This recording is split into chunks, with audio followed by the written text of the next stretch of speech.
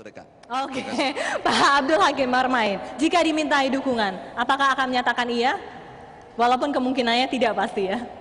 Ya, kalau PKB sebetulnya masalah amandemen itu bagi PKB tidak masalah, prinsipnya begitu. Cuma Pak Laude harus menghitung situasi, kondisi politik. Kemudian yang kedua, jangan kemudian amandemen itu dilakukan hanya seolah-olah hanya dari DPD. Dan harus dipersepsikan bahwa keinginan mengamandemen itu memang benar-benar lahir dari masyarakat dan benar-benar. Anda membacanya ini seolah-olah hanya dari Saya DPD kan? melihat apa yang didesakkan oleh teman-teman DPD dari 10 usulan yang didesakkan itu tidak main-main. Itu bukan amandemen, justru ada kecenderungan untuk membongkar kembali UUD 45 itu.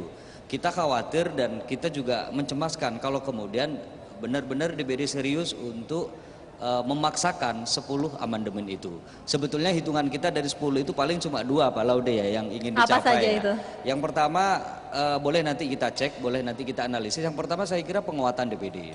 PKB juga sadar bahwa memang DPD harus diperkuat fungsi dan otoritasnya. Yang kedua mungkin DPD ingin coba mengusulkan calon presiden berseorangan. Bagi PKB perlu waktu, perlu dikaji lebih serius apakah seorang calon perseorangan atau independen itu perlu diberi tempat atau tidak. Kita sudah melakukan beberapa kajian terutama di beberapa daerah kasus pemilu kada. Tahun 2010 itu ada sekitar 240-an pemilu kada. Dari 240 yang menang untuk calon independen itu hanya 5. Dan dari 5 calon yang menang itu ternyata sebagian besar justru kemudian jadi ketua partai. Tidak perlu disebut partainya apa, tetapi menurut saya memang ada problem berkaitan dengan calon independen. Memang ini bukan pilihan populer, tetapi PKB merasa agar calon perseorangan itu dikaji ulang. Yang pertama, yang kedua menurut saya Dan diberikan ruang jika terjadi amandemen tersebut. Ya, dan saya kira juga harus dikaji lebih dalam.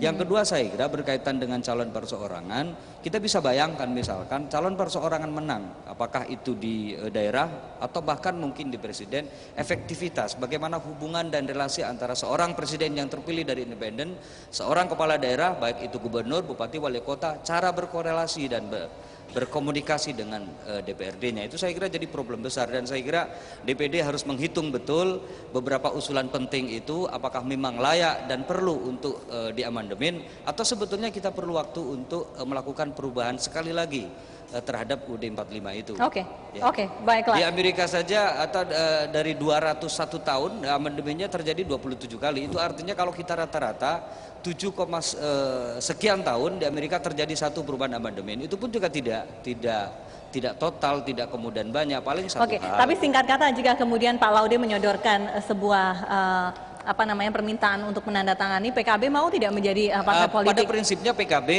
setuju dengan amandemen. Yang pertama syaratnya terbatas Pak Laude, masa 10 Pak Laude. Yang kedua Ditawar kemudian menjadi bagi 2. PKB hari ini momennya sama sekali tidak tepat. Oke. Hari ini semua partai berpikir tentang 2014. Saya khawatir dan saya cemas partai politik hari ini berpikir tidak jernih, tidak objektif.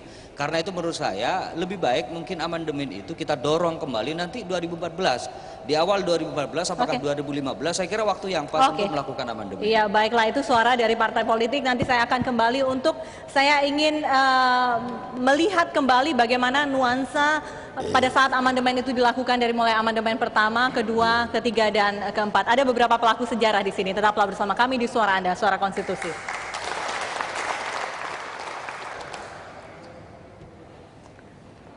Ya, Ustaz, terima kasih Anda masih menyaksikan Suara Anda, Suara Konstitusi, dan sudah ada Pak Yusril Iza Mahendra, salah satu pakar HTN lagi. Selamat malam Pak Yusril, terima kasih sudah hadir di Suara Konstitusi pada malam hari ini.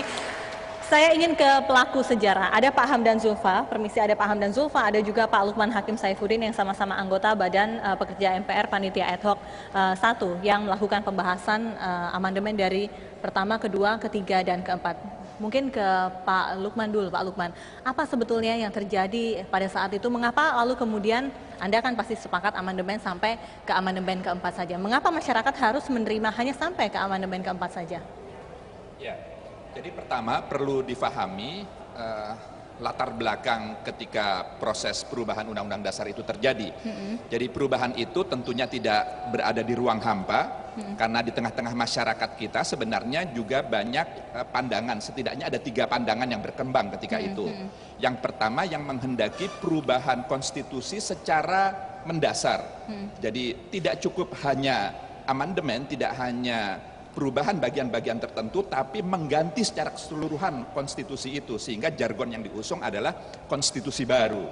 Itu yang pertama. Yang kedua, kutub ekstrim yang lain yang sama sekali mensakralkan Undang-Undang Dasar yang dirumuskan tahun 1945, yang menolak perubahan, jangankan konstitusi baru, mengganti bagian-bagian tertentu saja itu mereka tidak menghendaki. Siapa itu? Ya, beberapa kalangan, kita tahu saat itu banyak suara juga yang mengatakan seperti itu. Tapi mayoritas mainstream dari anak negeri ini menghendaki tidak yang pertama tapi juga tidak yang kedua. Yaitu mereka merasa bahwa memang realitasnya zaman sudah berubah, ada tuntutan yang berubah, dan karenanya konstitusi yang dirumuskan di tahun 45 itu ada bagian-bagian tertentu yang tidak relevan lagi dengan tuntutan zaman, yang karenanya perlu mengalami adjustment, mengalami penyesuaian-penyesuaian. Itulah kemudian yang diusung adalah perubahan, tidak mengganti undang-undang tapi merubah bagian-bagian tertentu saja. Merubah bagian-bagian tertentu, tapi paling tidak itu ada sekitar 10 pasal ya, betul, yang dirubah begitu. Itu bukan bagian tertentu untuk sebagian kalangan. Itu bahkan dinilai sudah menghilangkan roh dari Undang-Undang Dasar 1945 Saya pikir tidak, sendiri. karena roh konstitusi kita itu ada di pembukaan Undang-Undang Dasar. Itu sebenarnya ruhnya, begitu. Itu sama sekali tidak mengalami perubahan. Jadi yang dirubah hanya pasal-pasalnya. Oke, berarti dari situ dulu ya Pak Lukman. Ada Pak Tiasno ini yang tadi mengatakan roh Undang-Undang Dasar 1945 itu sudah dihilangkan oleh Pak Lukman Hakim Saifuddin dan teman-teman. Apa Pak alasannya? Ini bahaya, ini bahaya. Karena gini ya, Pancasila dan Undang-Undang Dasar 45 itu bagaikan roh dan badannya. Nah, kalau roh dan badannya ini dipisahkan,